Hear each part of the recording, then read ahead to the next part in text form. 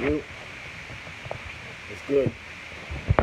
How's everybody doing? Could you, somebody do me this favor? Tag me my Cash App, please. Sabir Bey, $Sabir Bey. I can't do it on Instagram. They won't let me do it. Could somebody do that for me? Want everybody to know I have Zoom also. So if you had my Zoom yesterday, it was kind of dope. We was on it for like 4 hours. I don't have none. This is colonization I'm talking about. I'm going to be on Zoom with my brother Hawthorne James, Big Red from Fire Heartbeats. So I'm trying to set this up now. Let's do this. I'm working on Facebook, YouTube, and Instagram. I mean Facebook, Instagram, and Zoom. So let me see if I can get my Zoom together. This is only my second day doing Zoom. So bear with me. I'm going to wait for my brother Hawthorne to get on Zoom. Give me 1 second. Let's see. Do this. So let me give the Zoom information out.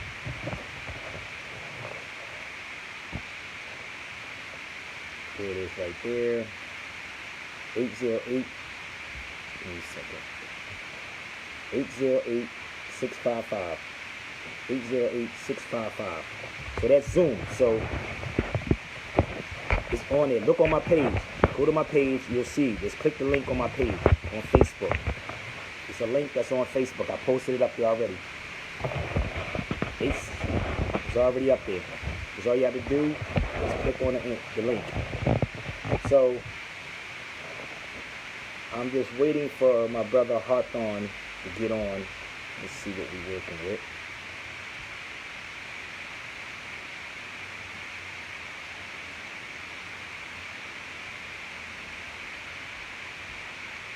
Give me 1 second.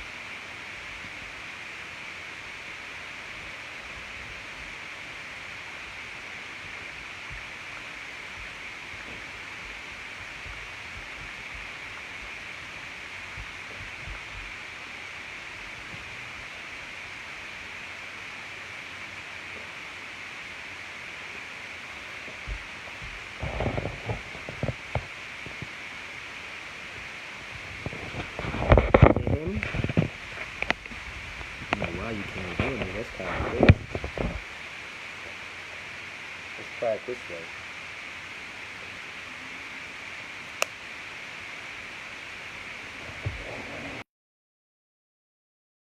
You can click on the link on Zoom.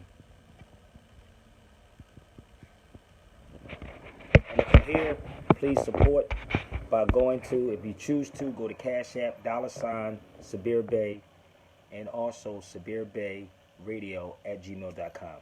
So give me 1 second. I'm just waiting for some more people to get on here. If I can get this thing popping.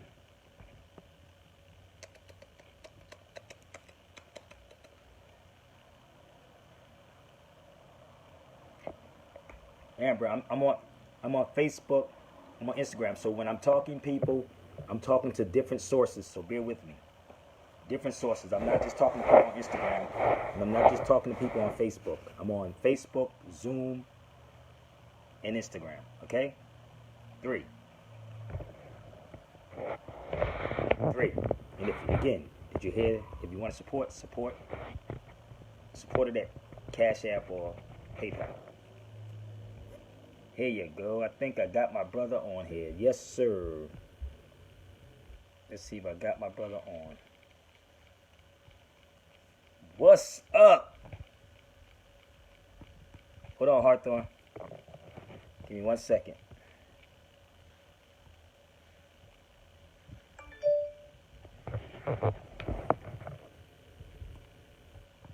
I can't hear you, Hawthorne. Can you hear me now? Yes, I can. I can hear you now. What's good?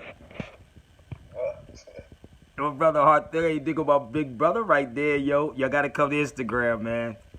Come to Instagram. So, yo, man. Hey, I was looking at this thing on Netflix. I don't know if you saw it. I had to turn it off. It was called Black as AFF. AF. I guess the writer that wrote he wrote Blackish. What is that? You don't even know what it is, huh? It's a movie. It's a series called Black as AF.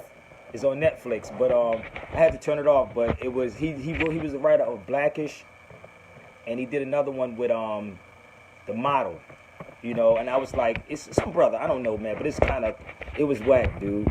I wish we could get some money together so we could do a movie called Moorish. You know what I mean? That'd be hot. Okay, whatever. That's what it is. No, that's exactly what the movie is called, Black as F. And I said, yo, this is crazy. What's up? Can we get a movie called Moorish? Is F? Exactly. But yeah, I was reading, I just wanted to bring you on so you can chop it up with us, man, because a lot of people thought you were dead, number one.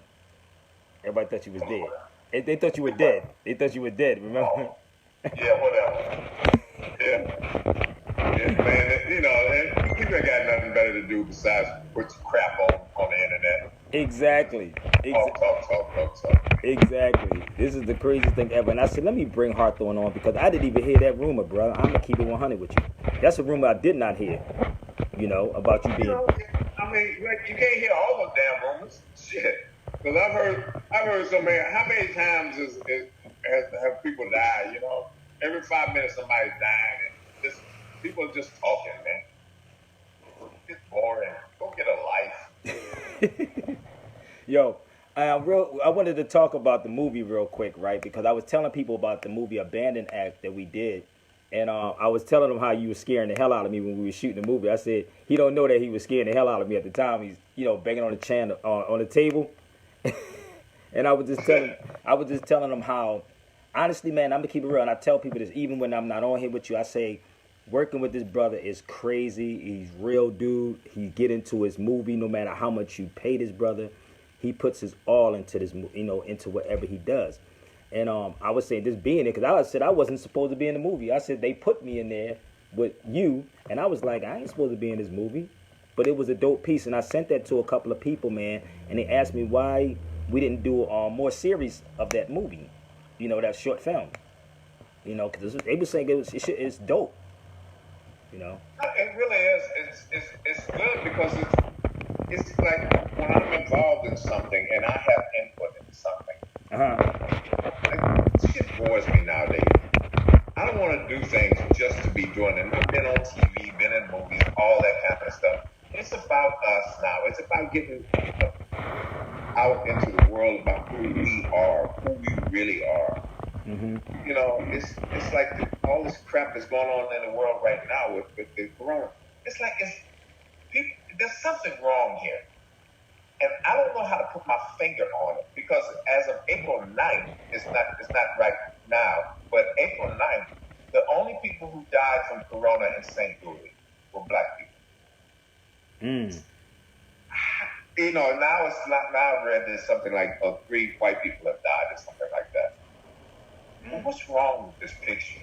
Something ain't right. Of people who, if you're 15% of the population, and yet you're 70% of the casualty in every place. That's not just one place. That's every city you go to. That's something wrong. And I don't give a damn. Every black person does not have diabetes. They're not overweight. Every one of them don't have all these problems. So it's not just underlying problems. There's something going on. And I'm not I'm not that much of a conspiracy theory. Me neither. Theorist. Me neither. But I don't trust anything that comes out of people's mouth. I don't care. You have to prove to me. If you're a government official, I believe nothing you say. I don't give a say damn. that one more time, man. I don't give a damn who you are.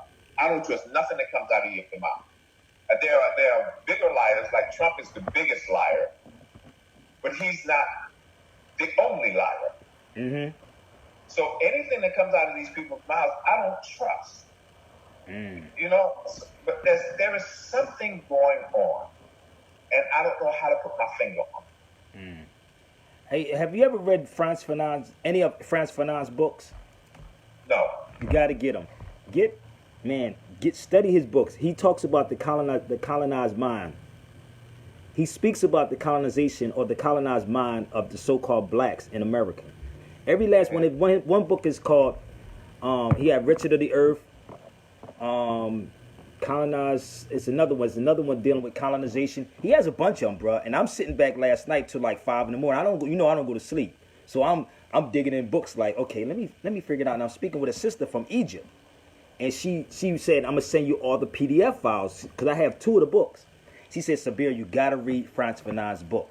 She said, and I'm sitting up, no lie. It's what, 3 or 4 o'clock here now. I was up until 5 or 6 o'clock in the morning with music and writing down things that Frantz Fanon was talking about. Right? I said, nigga, this is what's happening right now with us. How the hell you gonna believe what this man is telling you? How are you gonna believe what he's telling you in 2020? And you got people who are not asking questions. Our people are not asking questions. He lied to you about your history. He lied to you how many of us came here. He lied to you. It's like, how? And we constantly keep going back. And then I'm watching the stuff on television like, we are out to lunch, man, with these movies, bruh. Where's the truth at? Slavery's not our own history. Where's our truth? No, not even close. God. You know, it's like, not only do black folks believe what they're told, but they will defend it to their last breath. Yes, they would. That's the scary thing about it.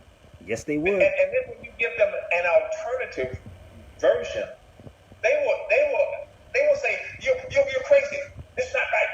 No, it's like just a little bitty thing.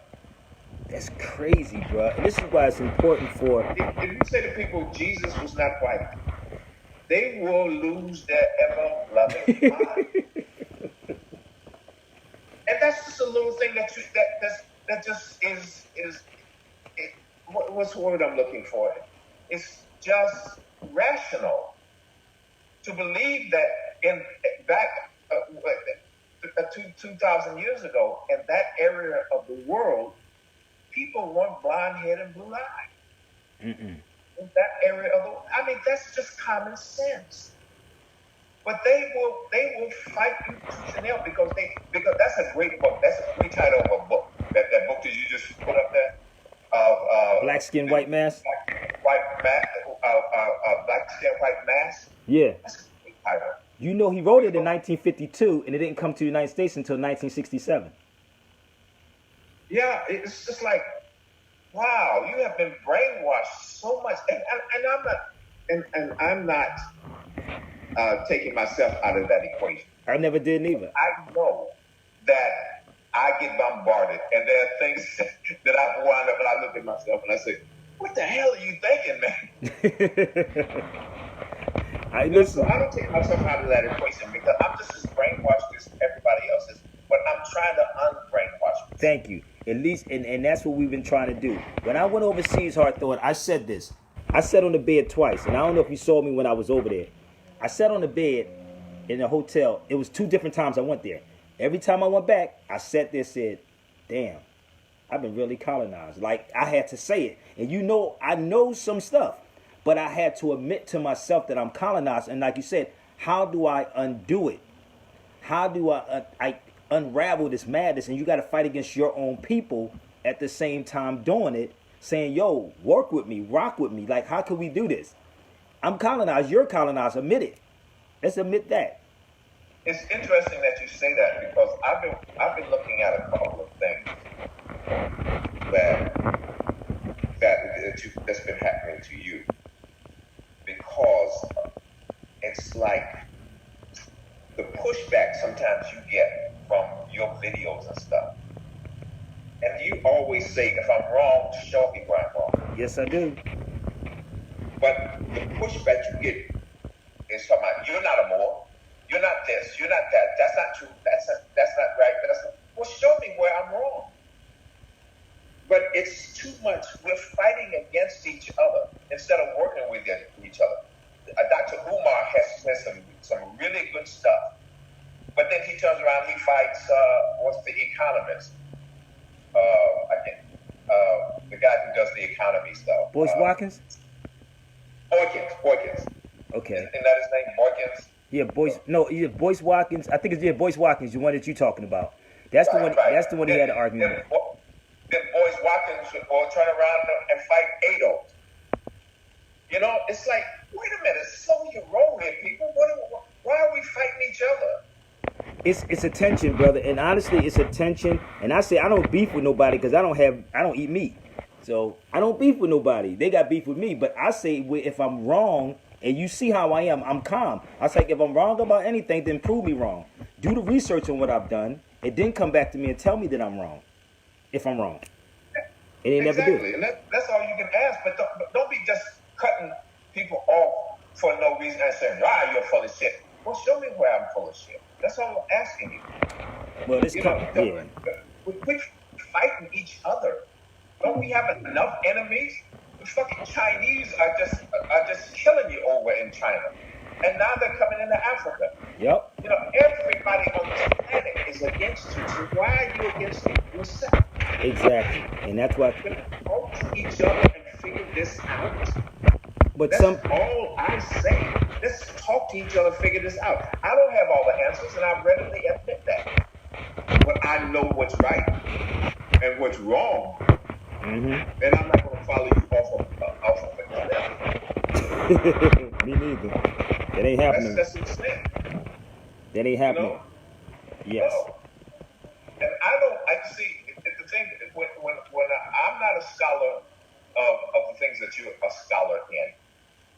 So I'm not going to go back and forth with you. I listen to you and I say, that makes sense. But I don't read every book that you read. I don't have time. I'm busy reading other books. Mm-hmm. So I have to, you know, and occasionally I will read something that you have put up. And I'll say, okay, that's right. That's the way I interpret it. So I have to figure out that Sabir knows what he's talking about and other things. Until you prove to me that you are so full of shit that I can't listen to you, I have to go along with what you say. The same thing is in my scholarly areas of film and television, etc. Until I show that I'm full of shit in those areas, you have to believe me when I say this is what I know about this area. So let's quit fighting with each other. You know, why is it if somebody white said to you the same thing that Sabir said, you would look at them and say, yeah, man, yeah. But yep. As soon as Sabir says the same thing, man, that motherfucker's full of shit. That's that. Colonized mind. White mask. Black skin, white mask. That's what that is that brainwashing. And you know what he said in this book? He talks about all they asked of the black man is to be a good nigga, and the rest will follow along. All they ask of the black man is to be a good nigga. And he also speaks about the inferiority of the so-called blacks. But honestly, Hawthorne, if you sat back and just read his books, is very easy to read. I'm dead serious. It's really simple. And when you listen to him, and you be like, damn, dude, we out to lunch in 2020. He wrote this, had to be back in 49, but it came out in 1952 in French. But it came over the United States in 67. And I said, well, what happened to that gap? Why, what happened to that gap in that time frame? Why wasn't it over here before that? But if you read that book, you will see everything happen in a day. Dead serious. And I'm watching our people, even some people that's on radio. And you've been on my radio shows many times, right? I've been in radio for 16 years. I'm watching these cats who's been on radio, right? And everything that someone says that look like you and I, they try to discredit, like you say, until the white man says it or one of these doctors said. I said, wait a minute. You want to wait for someone who are in this profession to tell you something when they are only in it for money. So they only in it for the money, and if they don't do what they say do, they're going to discredit them, pull their licensing if you don't go along with the program. So people are coming out talk about this whole corona thing, and I'm like, dude, come on. You really believe what this man is saying? How many viruses and diseases you went through in your life since you've been here? Have you ever stayed in the house? No. I've never stayed in the house. This one I'm staying in the house for, because this is different. This is different, exactly, because somebody, like you said, they planned this to happen. So we're not asking the right questions. We're not asking. But who can you ask questions to? And that's the hard part about it. Because you have to use your own brain. It's like, okay, here we go. Y'all, how many times does history have to repeat itself until you finally believe? The Tuskegee experiment. I said that. Yes, I did. I spoke about that one too. So now, all of a sudden, in Georgia, what are they opening up? They're opening up nail salons, barbershops, bowling alleys. Who does those things? We do. And we do. And they just gave them $1,200 stimulus check. Think about it. We do those things mostly. So what does that mean? If that's what we do, then what is on their mind? They're using you as a guinea pig. Yo, dude, he said the same. And I ain't even talked to Hawthorne in a while. And this is crazy because I was saying the same thing. Listen, I have an article from 1937 by Langston Hughes. And Langston Hughes says in this article, the Moors were being used as pawns in Spain. This is an article from 1937 that I have, a newspaper. And it said that we were being used as pawns. I'm sitting back like it's repeating itself again and we don't see it. And we have people who are supposed to be conscious, were supposed to do investigative work, but they're not doing it. But when the people who do the investigative work, they don't go to. They go to the opposite people. And this is who can you ask? Maybe somebody on Instagram or Facebook or Zoom can ask us that. Who can we ask? It's true. I listen to a lot of the stuff. After a while, it's like I can't listen to all of it because it's like, God dang, this is insane. These people are stupid. Man. But I listen to it as much as I can. I listen to the doctors, and then you have other doctors like, oh man, Dr. Bill, that doctor who says, hey, who cares? We should go back. Who the fuck are you? Who are you? You're some guy who got lucky because Oprah decided you're going to be the one and you got lucky. But you really, you sit on TV and you pontificate. I can't watch you anyway. So now I'm going to believe you about the corona. And then you have this Dr. Oz, who says the same thing. They're regurgitating what these governors are saying. We got to get back because we got to get back to normal. We got to get back to making that money. In other words, you don't give a damn about people. And they've said it. How many times have they said it? They said, well, people got to be sacrificed to get the government back on. Why don't you go into the hospital without a mask in? You go in there. If you don't believe in it, go in there without a mask. Help people out. Then I have respect for you. But you're saying people have to be sacrificed. It doesn't matter if you die, as long as we make money, as long as our overseers, whoever they are, because Trump is not the overseer, there's somebody above him. Yes, it is. Yes, it is. Who is really calling all the shots.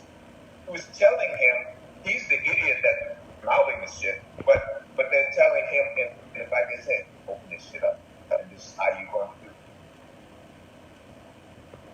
So it's like this insanity, and we don't yet see it. You don't see it at this point. And life is so short. And all you care about is how much money you get. Steve Jobs is dead. Yes. He was a billionaire. And all those billions of dollars did not save his ass. So who do you think you are? You are lucky if you get 70 to 80 years on this planet. You're very lucky if you get 70 to 80 years. And in the blink of an eye, it's gone. Jesus Christ lived 2,000 years ago. Muhammad lived 1,500 years ago, whatever it was. And it's over just like that. All these historical figures are gone. It's like, what mark you leaving back here, man? what are you leaving? Not only what mark are you leaving, but does it really matter how much money you've accumulated in your lifetime? I mean, the Koch brothers, one of the Koch brothers is dead. So is that what you want? Or do you want to help people? Maybe it's me. Maybe I'm crazy. But I've always lived my life, and from the beginning, and this is like high school, at least college, and I've always felt this way. I don't be free till you be free. And I mean that. Yes, he do, y'all. Let me say this to y'all. I'm gonna keep it real with y'all.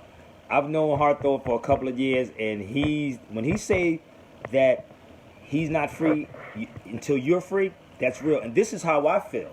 And that's how I feel. And this is why also I feel the pushback with my own people and how much sacrifices I've been doing. Like what I went through, brother. And I'm like, damn, you got to fight against your own people. And sometimes you just want to throw up your hands, man. You be like, man, I'm done with our people. Every time I get up, Hawthorne, no lie, people, I got so many text messages and I have emails like, yo, Sabir, go live, go live, go live. And I'm like, dude, I'm done with people. I'm finished with people. But it's always that one person that would make me say, you know what? Let me just do it. You know what I mean? Let me just keep going. And I'm glad because you never know who you touch, brother. Let me tell you something. We had a young sister on my Zoom yesterday, 16 years old, from Brooklyn. She may still be on here. 16, bro. If you would have heard this 16-year-old girl, she stayed on there for 3 hours with us. Mind you, it had to be 4 o'clock in the morning before she got off. And she said she can't relate to people that she's around, her age and none of that. She said, I can't relate to them. They're not there like where I'm at. And she said, I was like, wait a minute. I said, you could take the floor. 16 years old, Brooklyn, New York. And I'm sitting here like, I'm looking at the time over here. It's like 1, 2. She's still on the phone with us. Like, it had to be 3 or 4 in the morning. So I'm glad I don't stop doing what I'm doing because you never know who you reach. All the way down to 10 years old, brother, I have people say, my child is sitting here. And that's why I don't use profanity when I'm on here. Because I know I'm reaching somebody. And if I can't do it right now, they would say, well, you know what? I see it in Sabir. Like I see it in you. Hawthorne ain't going. He's in the midst. I don't know if y'all know how in deep this man is in the industry. He's there. For him to be where he's at, you know, and don't give up and say he does it for the love of the people, I can't give up. Even with, like, I look at Brother Taj, same way, 75 years old. I'm like, damn, dude, like, I could see his wearing on him. And it's like, but you're beating him up instead of saying, how could we assist you and how could we help you? Get this out. Well, it's like, if you stop, then you get not only give up on people, but you're a person. You give up on yourself. Yep. So how can you stop? And then what are you going to do? Because you're not going to, because you've already laid out your whole life anyway. Yes, I did. So people are going to go back and not make you the boy.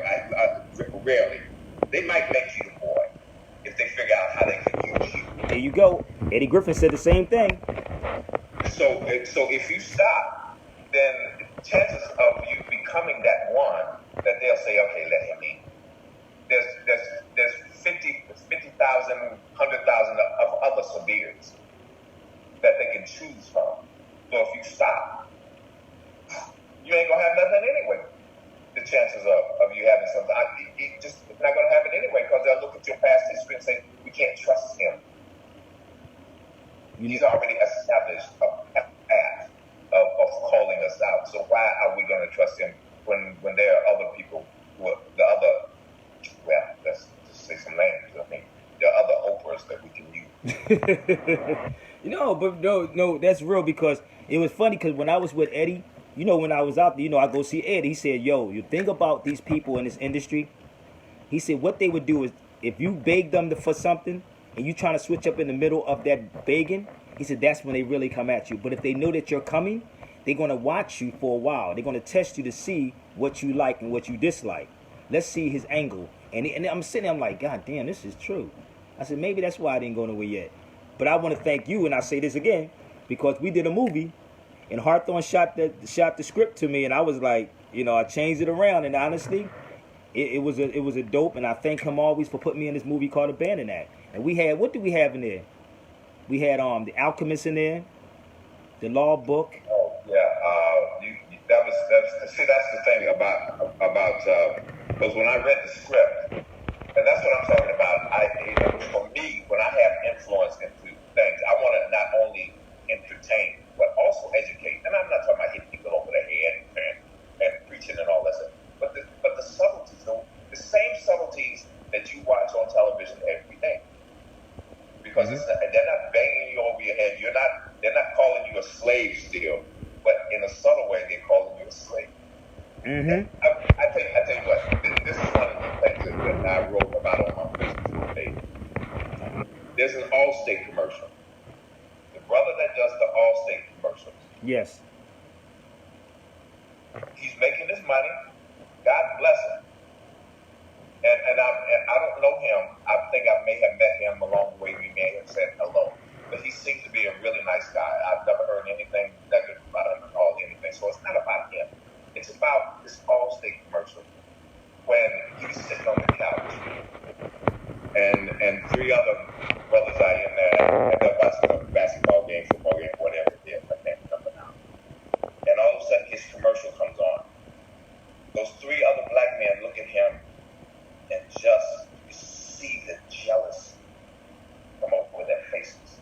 And then one of them grabs the remote and changes the channel real fast. And he's on there again on another channel. And the hate, the seething hate that they throw towards him because he's making the money. They haven't been touched. The white boy hasn't touched them on the top of their head and said, "You're the one. You're the one." Instead of looking at that brother and saying, "We're sitting here eating your chicken wings in your house that you have worked your butt off to have." Instead of you saying, "Make that money, bro. I'm glad to see one of us making the money. Now, I've made a few bucks. He's made a few bucks. You making a few bucks. Can we all get together and make a movie where all four of us can star?" Yep. And that's why we talking about the movie The Moors. We could make that movie if the four of us sit on this couch, pooled our money, and decided to do something that was right. But that's the propaganda. See, now you got little kids who are sitting on the couch watching that commercial and saying, "That's the way we should be. I don't trust him. I don't like him. He's making money. I'm not." You see what I'm saying? Yep. The brainwash that you get every day you watch television, every day you watch a movie, every time you read a book. That's why I stopped reading newspapers, because I couldn't get past the front page without being angry, because we are being propagandized. We are being told that we are less than every day of our lives. And then all of a sudden, those same newspapers, those same movies, those same TV shows go over to China, they go to Korea, they go to Afghanistan. And those same people are watching those same things saying, "Look at them Negroes. We can come over to this country and treat them like pieces of shit, because that's who they are. They're nothing but pieces of shit." So when we open up our convenience store, when we open up our restaurants, they're used to being treated like trash. Yep. So I believe that's who they are. They're nothing but trash. Those same people are being propagandized to believe that white people are superior. Because every movie that you see, white people win. Even the movies that we are in, at the end of the day, you got to have a white boy come in and save the day. It doesn't matter if it's Black Panther or whatever, it doesn't matter. You got to have a white boy who's a savior, because they're the ones. Jesus Christ looks like them. So you have to understand how you're being manipulated. Every breath you take, you're being manipulated. Understand that, and you have to fight that. It's a constant fight. Every time I read something, like I say, we start off this conversation with you don't know who to believe. I question everything. You can't just tell me something and have me believe. Sabir, it's like when Sabir says something, I think about it. Does this make sense to me or not? And I have come to say, yeah, it makes sense. What Sabir says makes sense. And like I said before, I'm not the scholar in your area. but you have proven to me that everything that I have found, nothing that says that you're full of. So therefore, I have to believe you. And I choose to believe you. I choose to believe another black man, Moorish man, whatever you want to call it.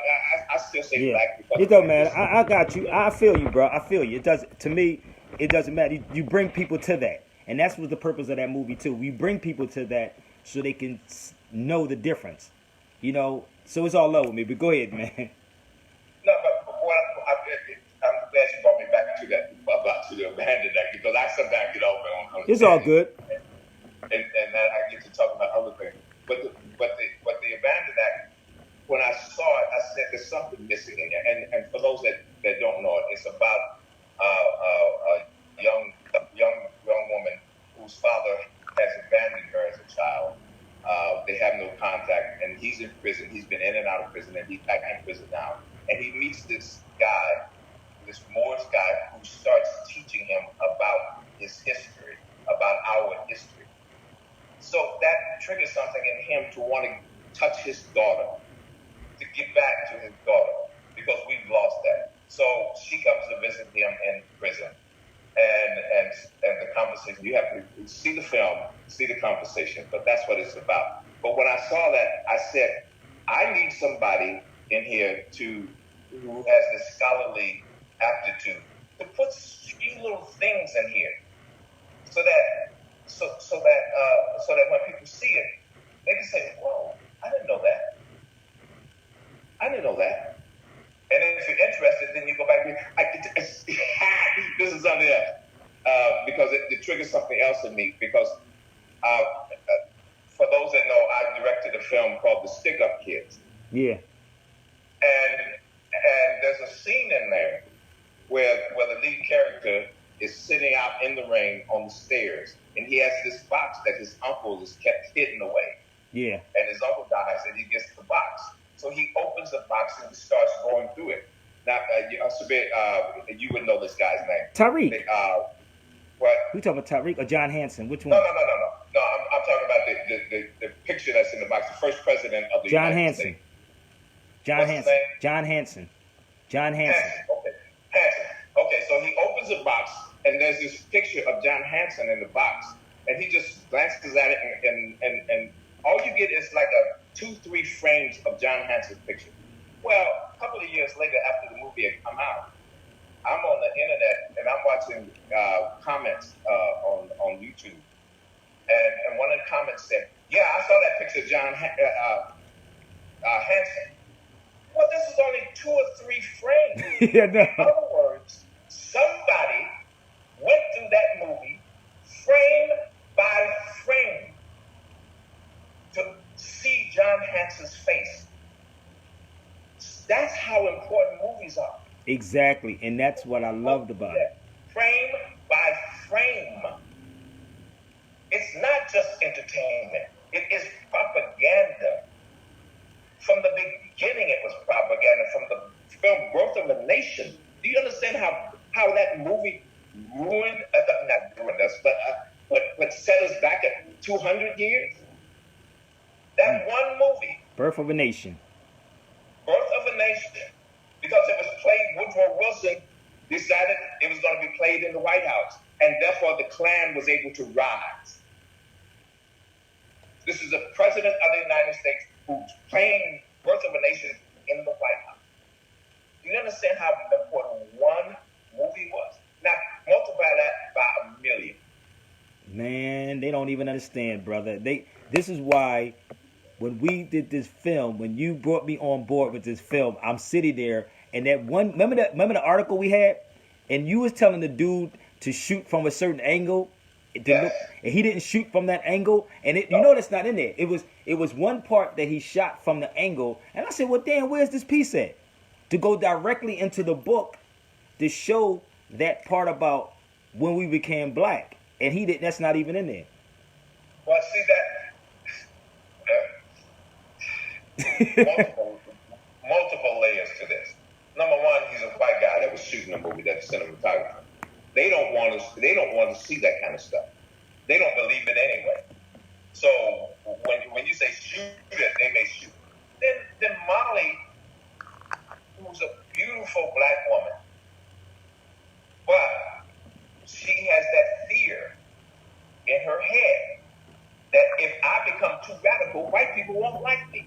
Yep. Yep. And that's the fear we always have. Well, what are white people going to think about us? Will white people give me a chance if I show them the truth? That's what has to happen. Yep. We have to stop being afraid. We only get 70, 80, 90 years. By the time you're 90 years old, it's like it's a wrap any damn way. If you live to be 100, you have, generally, you have no say-so in the rest of the world anyway. You're just existing by that point. So we have to stop being afraid. We have to take charge of our own lives. We have to stop worrying about, am I going to be able to make some money? Yeah, you're going to be able to make some money. If you got brain in your head, generally, you can make some money. Now, you're not going to be Bill Gates. That's not going to be allowed for you at this point. But to be able to survive, stop worrying about being the next, who else? I mean, I can't say Tom Cruise, but I stop worrying about it because you're not going to be Tom Cruise. Exactly. Not in today's world. You're not going to get that. You can hope to be Denzel or Sam Jackson, but I don't want to be them because that goes back to who they allow to get to the top. Exactly. And then if you're a boat rocker, you're not allowed to get to the top in today's world. So I don't care about being at the top. I care about my people. And I care about the generations that are going to come after me. Because I've seen my parents and my grandparents who are very devout Christians, blah, blah, blah, blah, blah, blah, blah, who believed in all kinds of stuff. They're dead. And the world never changed. And they're dead. Yeah. So what makes me think that by doing the same things that they did, that this world is going to change? No, it is not. And they have told you straight to your face, we're not we like things the way they are. We're on top. So what makes you think I'm going to voluntarily give myself up to be under you? And if you believe that, then you're insane along with them. You have to take what you want. These are things that you have to learn, and I have learned this throughout my whole life. It's like I was doing a film in New Orleans with Alec Baldwin, and I don't use the N-word, period. I stopped using it in my 20s. I've lost jobs because I said, nope, I can't do August Wilson plays because he used it liberally, and I won't change his words, et cetera, et cetera. That's his artistic right to say what he wants to say, but it doesn't come out of my mouth. Not in my professional life, not in my personal life. But I don't preach about it. Sabir, you've used it in this conversation already today. Exactly. Exactly. Nothing about it because that's your personal thing. But I will tell you that I don't use it. You told me that before. You told me that before. Don't call me that because you know how I feel about it. So, but I was doing this film, and in the audition, I played the killer, and in the audition, because I have Alec Baldwin has this black guy who is his partner in a business, and I kill everybody, and I say I'll kill your wife, I'll kill you, and I'll kill that old kin, and they use the word. Well, in the audition, I said, and I'll kill that old Negro. I got the job anyway, because I apparently just slipped by. So the first day of shooting was a big scene for me. I'm on the phone with Alec, and I'm giving this speech about who I'm going to kill. And first time, and it's funny because it's the same day I was in New Orleans, the same day that OJ had the chase down the freeway. Oh, snap! So in between takes, there was a TV on the counter in the laundry because I own a laundry. And the TV's on the counter. So in between takes, they were turning the TV on, watching the OJ. Anyway, so I would say, and I'll kill you, I'll kill your wife, I'll kill you out, and I'll kill that old first take. And then the second take, I said, I'll kill that old bastard. And so out of the corner of my eye, I saw the director coming towards me. And I said, oh, well, here we go. I was saying to myself, if they put me on a plane and make me go home, I'm going home. Don't bother me now. And he walked up to me. He said, Hawthorne, about that word, I looked at him and said, I don't use it. And he said, oh, okay, you motherfucker. And he walked away. and that proved the theory of mine. If you don't respect yourself, they won't respect you. You know, it doesn't matter. The money doesn't matter. It's about your self-respect. And your principle. Somebody else would have used the word and used it over liberally, but probably would have added more of them in there. But I don't. There's a line that I won't cross. And I have two lines, and once again, I won't preach about it. I just say, these are my lines. I don't use the N-word, and I don't put on a dress. That's my line. I'm not asking you to have my line, but I'm asking you to have a line. A line. Wow. Well, I'm gonna tell you this, man. If we can do this film series, man, that would be so dope. The first one is shot. If we can go back, bro, we can get somebody else. Even if I don't even know I want to work with Molly again, man. She's good, but I don't know, man. I don't know. Listen, you have to just bring them along and show them the way. Because Molly, they don't give a shit about you. Yeah, yup. So you might as well do what's in your heart. That's the way I feel about it. Yeah, I work, and I have to do things to put bread on the table, et cetera, et cetera. I'm not out here pontificating. But when I have my influence, that's when it's like, yeah, that's what makes me feel good. That's what makes me tick. That's what makes me keep going. It's those little moments, like the stick-up kids. When I had influence, it's like the same producer did The System Within. Yes. I had a lot of influence. That was the first film I did with that producer, with Tariq Alexander. And I had influence in that. And then when I directed the stick-up kids, I had a lot of influence into the script. And a lot of that stuff in there was my idea. Like the whole Native American. Because we know that black people were here before Columbus. Black people the Africans were here way before. And all you have to do is open your eyes and see the dark-skinned Native Americans that Columbus said looked like African. You see the statues in Central America with the Olmecs. I mean, if you just know anything about sailing at all, if you know anything about the currents of the Atlantic, you can take a rowboat from the western coast of Africa, and the current itself will drift you to the east coast of the Americas. Yep. The problem is, of course, getting back, because the currents are against you. So, I mean, you have to have a little more sophisticated equipment, sails, et cetera, of which the Malis had those sails. Columbus's navigator was an African who had been here before. Because, why would Columbus go out and get somebody who had never been on the ocean before? he ain't that crazy. Yep. So he went out and found an African navigator. So the African navigated his ass to this country. Exactly. You was in Amistad too. Right? What? You was in Amistad too, right? Oh yeah, all the stuff in Amistad is cut out because the script is 160 pages, which means a 4-hour movie. And so all the stuff on the Amistad, on the ship itself, is cut out. It became a courtroom drama. I'm the one who started all the stuff on the rebellion on the ship, and all of that is gone. Wow. I'm the reason that the rebellion started on the ship. Wow. All of that is gone. And see, this is why we need to have our own people financing our own movies, putting our own stories together. And I said this to you many occasions. I said this to people. I said, Hawthorne will always tell me it takes money to do this. It takes money to make these movies. And I sat back and I said many times I would love to do movies with him. And what else? I said I wanted to do a play. I wanted to do a play on the Dred Scott case.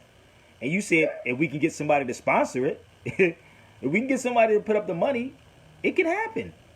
And it's going to happen. I mean, that's all it takes. I know how to make a movie with my eyes closed. I'm not good at raising money. That one of my favorite lines in movies is, a man's got to know his limitations. Well, I know my limitations. My thing is, like I say, I can make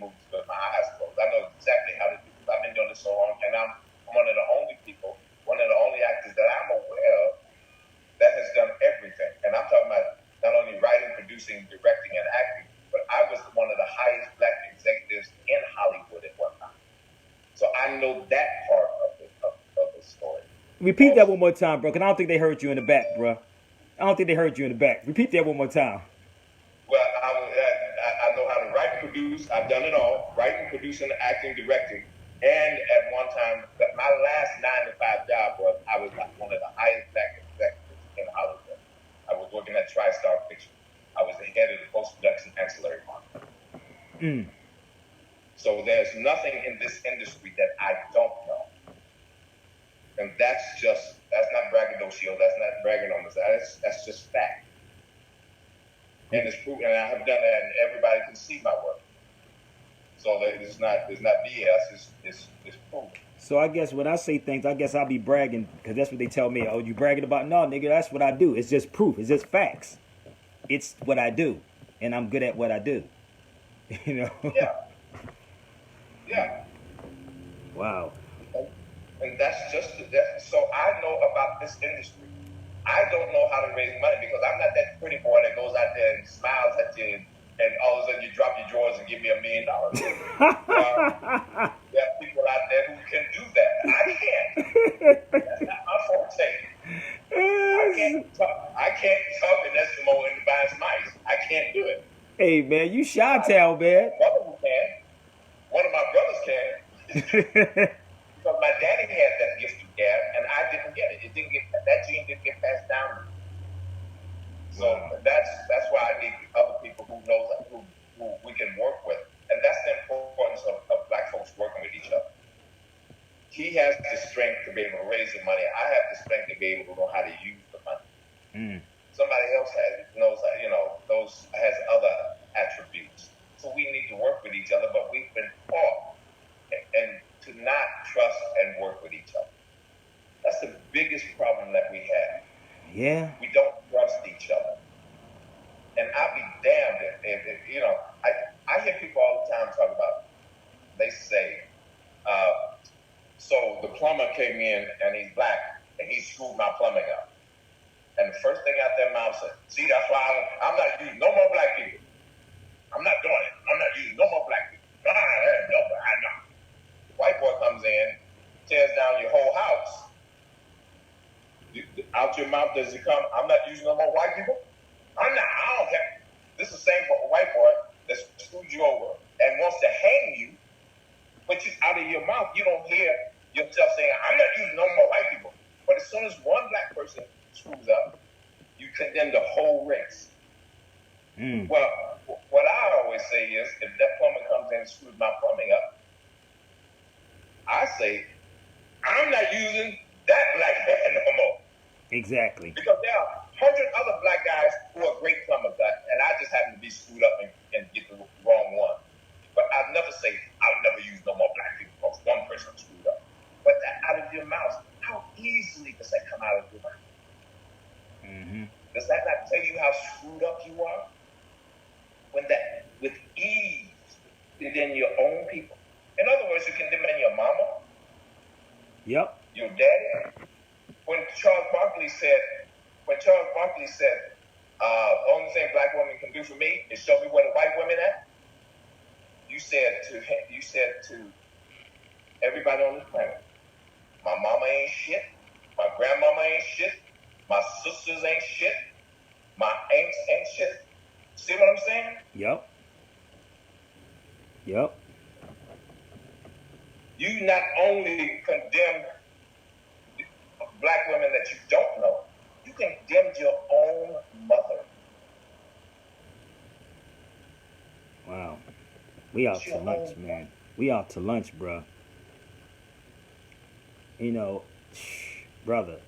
And I'll let you continue because in my brain, as you talking to me, my wheels are spinning. You know my wheels be spinning all the time because me personally, I'm going to die trying to do this movie. If I could get this finances, I'm going to die working on trying to do this movie. But again, we have to be subliminal, and I have to get with Hawthorne because he's a dope writer, and our minds are basically the same. Like, I don't have to beat him up to say, yo, look at this piece, brother, and look at this right here, because I would collab with Hawthorne. But the key is that we will have to get the money together to do it. And that's why I was trying to springboard off of what we done before, an abandoned act, if that would have went right, we could have springboard off of that and made many series off of that. Many series off of that, man. The same way they did Blackish. The star, in order for that to have happened, the stars would have to align right, because it's a short film, and short film don't make money. But it's, at the same time, it's that you don't know what any one project, you don't know where it's going to take. Exactly. So as long as you keep pumping them out, exactly, one of them's going to get. So, but you have to keep going. You exactly. have to keep going. You can't count on one to make it where you want to be. Exactly. You have to count on 100. Wow. And 1 out of the 100 taking you where you want to be. And that takes a lot of money, boy. Woo! God damn. But what I want to do, honestly, I want to do this short film, and if I want to bring you to, like I told you before, I want to bring you to certain cities. But if you know anybody, y'all, that has a budget in your state or overseas, I'm pretty sure Hawthorne got a passport, but whatever, we can make it happen. But to have him speak on it, and we can speak on the film, and that's one way of generating also finances to do what we need to get done. You know what I mean? That's one way. You know what I mean? But the speaking engagement, speaking about the film, speaking about the industry, speaking about my experiences in radio. You know what I mean? It's just that we got to get people to stick together. We got to get people to back the people who are actually putting this information out here the right way. Because honestly, like I said, man, it was a pleasure even being in a movie with you. That was a dope. You know what I mean? It was dope. Even though I didn't know I was going to be in it like that. But anyway, you did it to me. But it was a dope film, man. And it's a lot of good parts that's inside that film. You know, subliminals. Yeah, the film is really good. It's a really good short film, and I'm happy to have done it. Like you said, I wish it had done better. I wish she'd been able to get it into festivals, whatever it is. But because of the fact that that film is not, stepping, it's harder to get that stuff because that's not what they want to see. I could be making a lot of money had I been writing films about black kids killing each other. I refuse to do it. I have turned down millions of dollars, and I literally turned it down because of certain circumstances. So I'm not only talking the talk, I actually put my money where my mouth is. I have turned down at one instant of almost $1 million. Now that doesn't count all the other time, but in one lump sum, I turned down $1 million because I'm not going along with the system. Because it would have hurt us as a people, and I'm not with that. And once again, here we go. I'm not saying, I'm not trying to be braggadocio, I'm trying to prove blah blah blah blah. But I'm just saying that this is what I do. I want everybody to do their own part. People say, well, what? I get so tired of the negativity, man. I get so tired of people saying, well, we can't do this and we can't do that. Shut the hell up. Talk about what we can do. I don't ask you to save the world. What I ask you to do is the kid that lives next door. You know that kid is hungry. Give him something to eat. Because that's the kid that could grow up to discover the antibodies to the coronavirus. If that kid dies, if that kid turns down the wrong road, millions of people could die.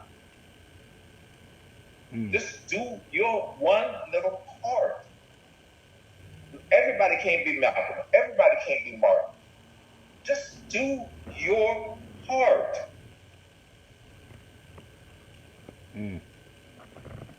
Yeah, man.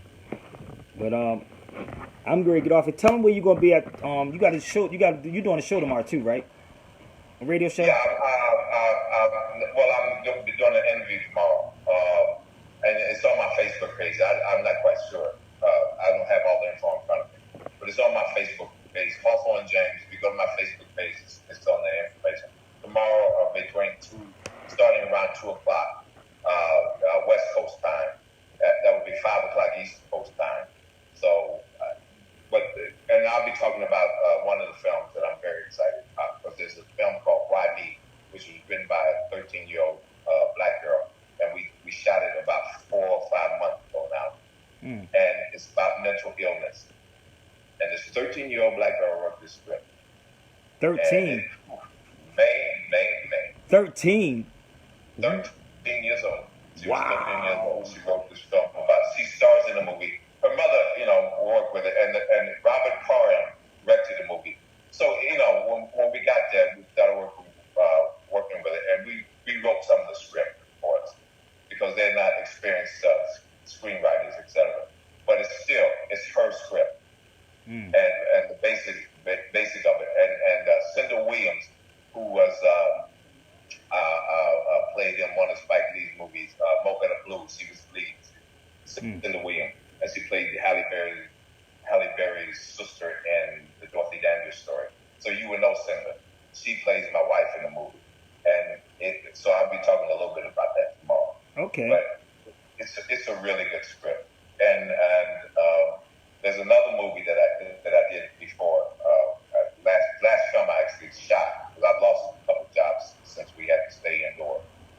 But this other brother in North Carolina wrote this movie. He spent 17 and a half years locked down in prison because of murder. And he was fortunate enough to get out, and he's turned his life around. And the movie's called, right now, it's called A Polished Soul. And that's another movie which is really good, that I'm very excited to have been in. So we'll see. That movie actually was supposed to come out May 11th, but of course everything got pushed back. Yeah. But those two movies, Why Me and A Polished Soul, they're just movies I'm excited about. Oh, okay. Yeah, I'm going to tune in tomorrow. So y'all tune in tomorrow. It's on this page. My brother Hawthorne James. We got a lot of work to do, man. Yeah, a lot of work to do, bro. We got a lot of work to do, man. And again, man, I'm going to always thank you, man, because you're a beast with it, bro. I'm going to keep it real. You're a beast with it. So, I want to thank you, brother. But anything else you want to part with us before we get off of here, man? No, that's it. That's it for the day, man. I'm done. All right, bro. Give thanks, brother Hawthorne. No doubt. Peace. My brother Hawthorne James, man. Let me close him out. Give me 1 second, Hawthorne. You can hang up. All right. So, anybody wants to come on my Zoom real quick before I get out the door, come to Zoom. You got to go to my Facebook page and go on to Zoom. So, we got a lot of work to do, man. The movie we did was dope. Like I said, I love that brother, man. It was the movie was fly. Again, I always thank him for having me come on as a co-writer to that movie and producing that movie. It was dope. So, I got to get up out of here, man. It's like some things we can't talk about because, people like to steal your stuff when you're on here. So, he was like, don't give up certain things to people. So, we can't give it up to y'all.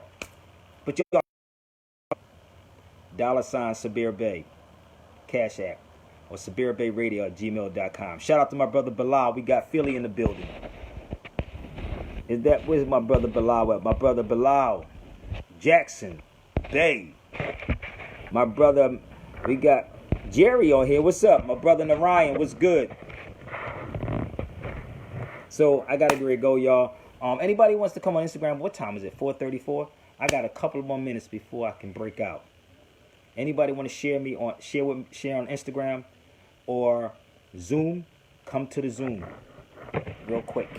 And I was going to have Sophia Stewart call in. I just talked to her on the phone, mother of the Matrix. I'll probably hit her up and tell her to call in too. So it's popping, people. Well, let me turn this around real quick for y'all. Let me see something. I don't know. What's up? I see my brother Ray on here. The password is 808-655. 808-655. This is my second time doing Zoom, y'all, so bear with me. We had a young sister on here hanging with us from freaking till 4 o'clock in the morning on the East Coast, 16 years old. 16. She was hanging with us, man. Dropping jewels.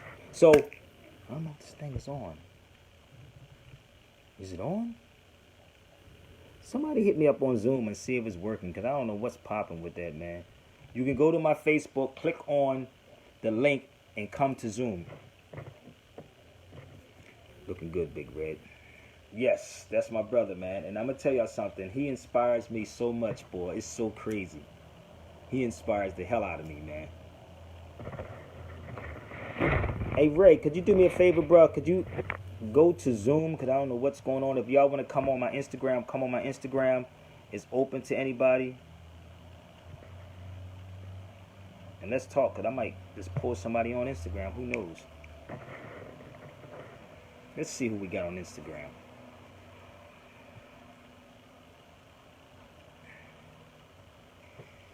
Get it popping. Get it popping. Support Al. That's how we can get it popping. What's up, though? What's good? Yeah, man, Sabir, I appreciate what you do, man. You motivate me, man. I got epilepsy, man, and I've been dealing with this since I was 19. Oh, wow. Yeah, man, it hurts, man, but I take all the healthy stuff, man, everything. I'm a vegetarian. That's good. That's a start. I do it all, man. It hurts, man. And my mother and brother, they here look out for me. It's like I can't go nowhere sometimes, and I used to fall out, man, left and right. My last one I had was on the streets, man. I like to swim, and I fell on the street, woke up in the hospital. Damn. Yeah, man. Damn. It's crazy, man. But yeah, take care of your health, man. But we got a lot of work to do, brother. And that's why I want to bring Hawthorne on so we can talk. Because when I have one-on-ones with him, man, we go so deep into conversations. And he tells me the importance. It's funny because the same thing Stevie Wonder said to me about how important I was to people. Like, well, I have to stay healthy. I can't give up on our people. You know, but I have to keep going no matter how much you get beaten. Like he said, he reads the comments, and it's not just him. It's other people watch my videos and see how people trying to come at me instead of saying, wait a minute, before we trying to come at Sabir, let us do our own research and see if he's saying it's true or not. Because when I'm on here, I never say believe me. I say research what I'm doing. You know, and even when he said I was good at what I do, when people get mad at me when I say I'm good at what I do, it ain't that I'm better, it's just that I'm good at what I do, and you can't knock me for what I do. And that's what Hawthorne was saying. It's not ego tripping. He's really telling you, like, this is what I do, and I'm good at what I do. And then you prove to me wrong on what I'm saying step by step. You follow me? You know, so we gotta empower people, man, inspire people too, brother. And that's all I'm here to do. Yeah. You know, because you'd be surprised who's listening to you. Just like I said, the little young 16-year-old that was on yesterday, she was going in. She hung with us till 4 o'clock in the morning, bruh. That's what's up. 4 o'clock in the morning, she was spitting, and there wasn't no silly ticky-tocks, and she was going ham. 16 years old, hanging with us until like 4 in the morning. Building with grown people, you know. And what I was talking about earlier about the colonization, the mindset of our people is colonized. Every time one of our people speak up about something, we always trying to put them down. Like, you know, if they're saying, yo, like I saw a video, Manuel Glenn was talking about the Dr. Rashid and how he said that dude was, he got something because he led somebody some wrong way. This is a radio personality in Philadelphia, if y'all don't know who he is. Manuel Glenn. He saw the video. He said, this is for all y'all that saw that doctor. He's not a real doctor. They said that he was some type of person that got chastised. Something happened to him because he put out something that was false years ago. And I said, dude, what did it have to do with anything? He's trying to tell you. But this is the colonized mindset of our people. The ones that like Hawthorne James was saying about the scary black folks. Oh, you didn't get that. Okay, we're going to pat you on your head. You the good nigga. You go over there and do that. I said nigga again. He don't like nigga. But we have this in our midst, man. And honestly, and I'm going to say this to people. If you get a chance, people, before I go, because I'm going to get off here because I have some stuff to do. I want y'all to pick up every book on Frantz Fanon. Frantz Fanon, pick up every last one of his books, sit back, and study this man's books. And he talks about the colonization. This is just one. He has many books. And when you read this man's books, you're going to actually see what is going on with our people. He wrote it in the 1950s. Didn't come to the United States until 1967. Man, we got a lot of work, man. Yes. Who you talking about? Frantz Fanon? Deep, brother. France Fanon, man, I was up to like 5 or 6 o'clock in the morning, just switching from black skin, white mask. Colin, where's the other one at? It's another one. He has like 3 or 4. I'm going through 3 of his books. 3. And people make you seem like you have to read one book through. No, you can actually have 3 or 4 books in front of you and go back and forth through all the books. That's what I was doing. I'm going through 3 different books, actually breaking each part down. You don't have to read a whole book through, people, to get the message. You can get it. You can sit it down, pick it up, read it, sit it down, come back a week later, let that digest in your head, come back, pick it up again, read it, and then sit it down and come back 3 to 4 weeks later. But when you can take 3 or 4 books and have those 3 and 4 or 5 books in one place, you can actually come back to those 3 or 4 or 5 books and actually do. And that's why you mark the books. You don't have to. That's the. If listen to me, people always say, "Did you read a book all the way through?" Nobody, not even a doctor, not even a lawyer, none of them read none of those books. And if they read those books, they would know what the hell is going on out here. They would fix our problems, not put a Band-Aid on a bullet wound. I'm gonna say this again.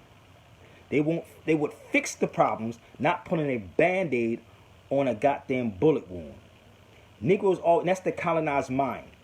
You read it. If you ask me about any of my books that I have, I can tell you step by step what page, what it was, and quote it verbatim. If you ever hear me go through books, you will always hear me quote the books thoroughly and then tell you to go get the books. And you cannot judge me when you don't have the books. And if you have the books, I will tell you to go to that section and tell me, did I read it the right way? That's how it works. So if you're mad that I say I don't read all my books, I do. It's just not the way you think it. But if you ask me anything about it, I can tell you everything about it. There's books sitting over there on The Alchemist, I can tell you about it. There's books sitting here. There's books sitting here. I can tell you everything about them. So I read these books. Don't get it twisted. These books are read constantly. Constantly. That's being confident. So when I'm speaking, like Hawthorne James said, he knows. He sit up there and say, well, let me research what Sabir says. What Sabir said. Okay, God, he's right on what he said. Damn.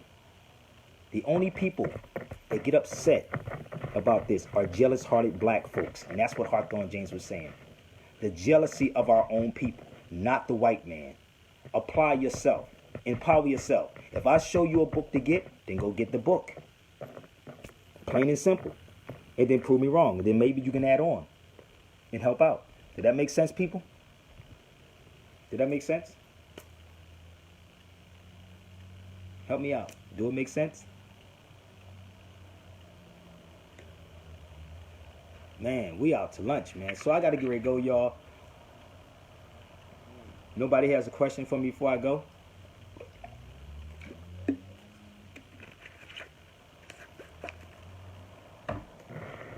Because I have to go out. Let's see what we can bring on this feed.